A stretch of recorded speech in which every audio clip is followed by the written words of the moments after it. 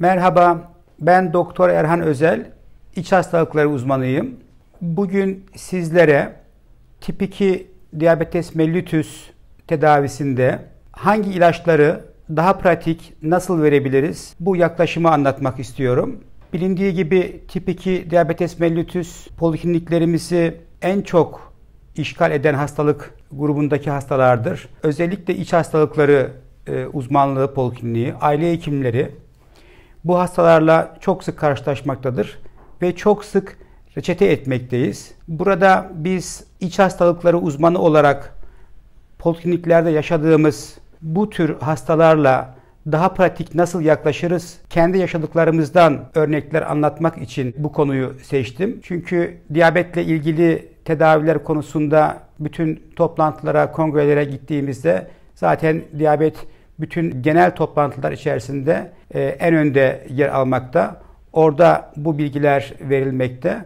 Ama bunu daha kısa, daha pratik halde anlatmak istiyorum. Çünkü poliklinikte biz bunları yaşamaktayız. Tip 2 diyabetli bir hasta geldiğinde ilaç olarak ilk seçeneğimiz bildiğiniz gibi altın standart olan metformindir.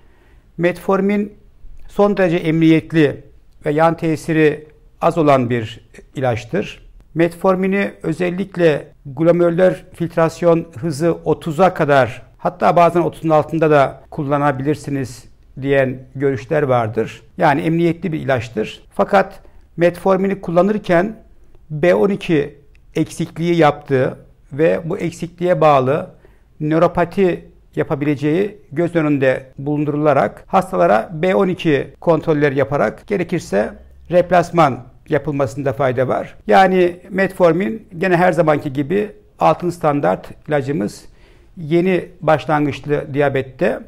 Bununla birlikte diyet, yaşam tarzı değişikliği ve egzersiz de metforminin yanında olmazsa olmazlardandır.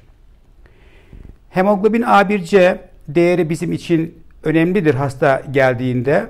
Hemoglobin A1C değeri eğer 9'un üzerinde bir hasta gelirse metformine ilaveten ikinci bir oral antidiyabetik koymak lazım tedaviye. Bu tabi ikinci oral antidiyabetik koyarken çok elimizde seçenek var. Bu seçenekleri özellikle değerlendirilirken diyabetin yapmış olduğu kardiyovasküler sonlanım ve inme üzerine faydası olan ilaçları ikinci ilaç olarak tercih etmekte fayda vardır. Bu özellikle pioglitazon, empagliflozin ve liraglutidin serebrovasküler olayları, kardiyovasküler olayları önlediğine dair çalışmalar vardır. Bu yüzden ben şahsen kendi polikliniğimde ikinci seçenek olarak pioglitazonu veya empagliflozini tercih etmekteyim.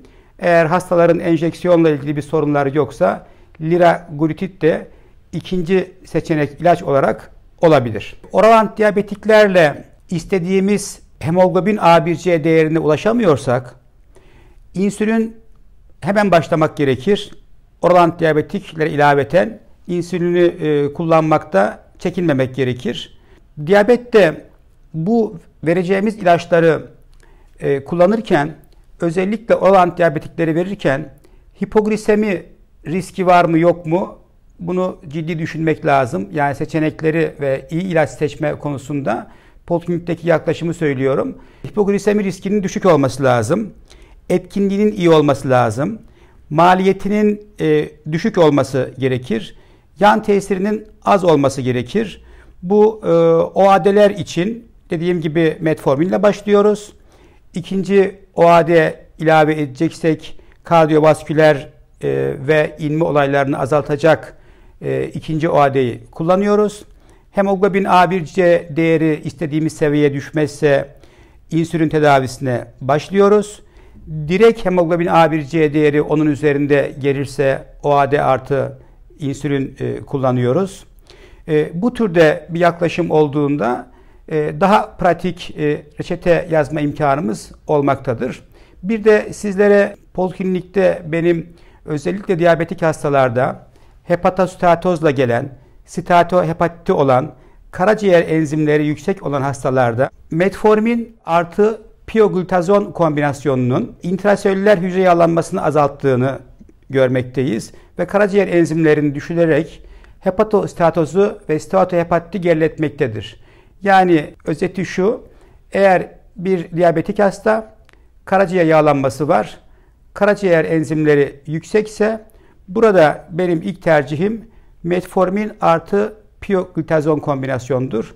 Bu da hem hemoglobin A1C değerini düşürmekte hem de karaciğer yağlanmasını azaltmaktadır. Beni dinlediğiniz için teşekkür ederim. Bir sonraki konuşmada görüşmek üzere.